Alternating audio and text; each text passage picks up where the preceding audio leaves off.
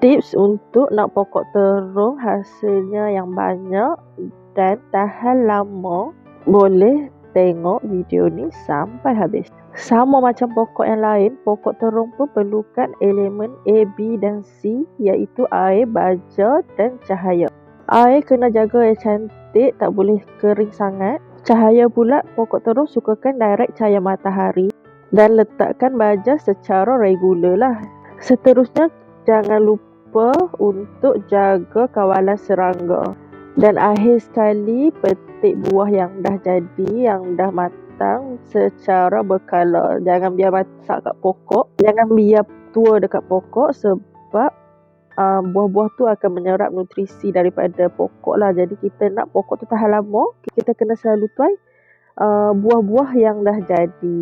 Itu sahaja tips yang selalu saya buat untuk pokok terung saya. Baja yang saya guna adalah fruiting fertilizer, dan kawalan serangga gunakan neem oil. Boleh dapatkan semuanya di beg kuning. Okey.